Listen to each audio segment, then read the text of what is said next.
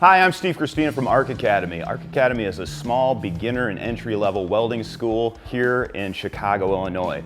And what we do is we teach beginners how to weld, but everybody that comes through our door usually doesn't have any idea what welding actually is, which is the liquefaction of a base metal with heat and then they fuse together. And there's three most common systems that do this: MIG, stick, and TIG. And what we're gonna do before we jump in is have a review of all three of these processes. Before we get started, let's talk about the common characteristics of each process, okay? So in welding, you have three basic elements. You have your heat source, your filler metal, and then your shielding gas or your flux. So let's talk about MIG welding. MIG welding, the filler metal is your electrode and it's on a spool of wire, and it is also a shielding gas process. So the advantages to this is it's going to be much easier to learn because you preset all of your parameters. It's going to be much cleaner because you don't have any kind of slag process, and you can hit a wide variety of metal thicknesses.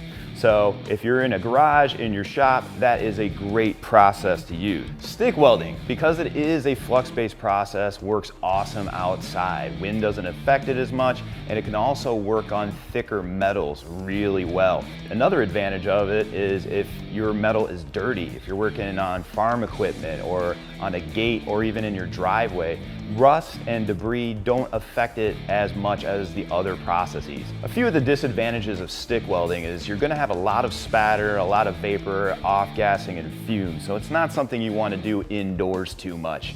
Another thing is, if you're working on automotive frame mounts, it's not the prettiest or cleanest weld. Usually when you're working on some sort of frame, you're either going to pick MIG or TIG. So some of the advantages of TIG welding is you're going to get the highest quality weld. It's also going to be aesthetically more pleasing. It's a pretty bead.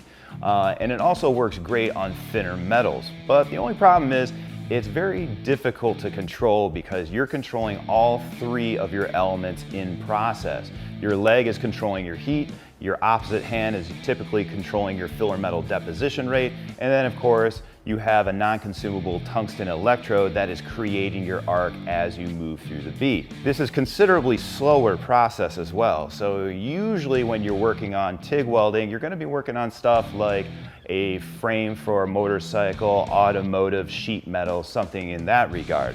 We've highlighted the advantages of each welding process. Now we got to talk about what you're going to do. All of my students that come up to me that they're about to buy a welder, they ask me, which one should I get? Well, it really depends on what you're going to be doing most. If you are outdoors working on farm equipment, you're typically going to go with a stick welder, thick metal welding, dirtier material. If you're working on thin metals, HVAC, if you're doing frame outs, go with a TIG welding process. If you want a wider range and you're going to be working indoors, MIG welding is probably what you're going to want.